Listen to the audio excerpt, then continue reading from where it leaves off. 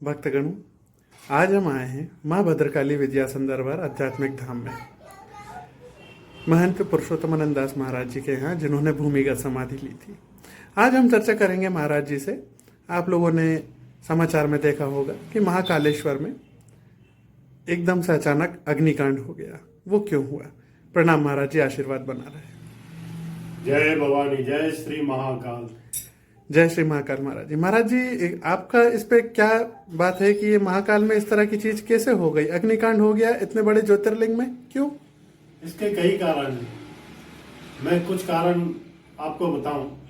सर्वप्रथम तो ये कि आजकल के कुछ कथावाचक जो हैं, जो शिव कथा और शिव महापुराण के संबंध में कुछ भी आम जनता को बताते हैं, कुछ भी टोटके बताते हैं। नींबू में कील लगा के शिवलिंग पे चढ़ा दो, दाल चढ़ा दो, चावल चढ़ा दो, ये चढ़ा दो, वो चढ़ा दो, जल ऐसे चढ़ा दो, जल वैसे चढ़ा दो।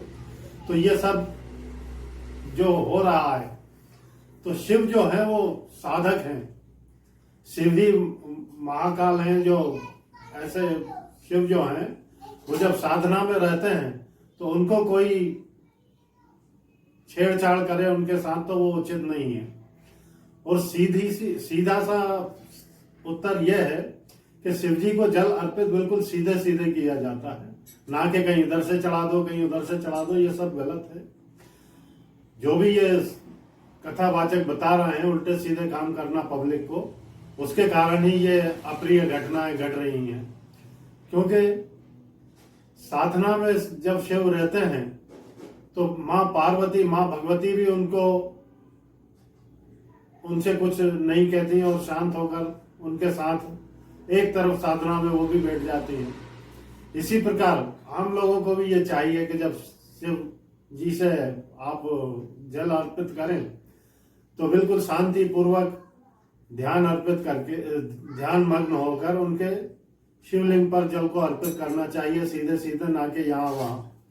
दूसरी चीज,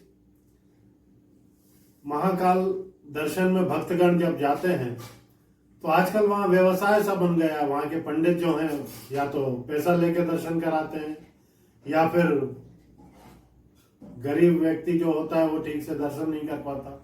शिवलिंग को, शिव जी को महाकाल के दर्शन करने जो जाते हैं वो महाकाल के दर्शन तो उनको हो नहीं पाते हैं, परंतु पंडित जो है, जो वहां पूजा करते हैं, चारों तरफ से शिव जी को घेरे रहते हैं, दूसरों को दर्शन हो ही नहीं पाते हैं। तो ये भी एक त्रुटि है। शिव जी की आप जब पूजा करते हैं, पूजा करते समय आप इस तरह से पूजा करें कि सामने जो भक्तगण आए दर्शन के लिए उनको भी दर्शन हो सके।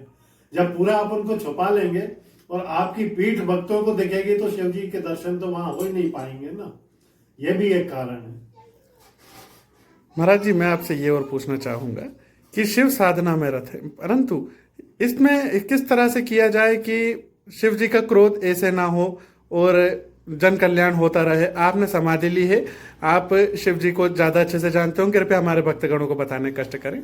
वो मैंने अभी आपको बताया, जैसे कि कथावाचक आजकल कुछ भी बता रहे हैं, कहीं नींबू में कील लगा के और शिव जी पे अर्पित कर दो, तो ये उनको कष्ट पहुंचा रहे हैं। जब वो क्रोधित हो जाते हैं, वैसे शिव जो है बिल्कुल भोले भाले हैं।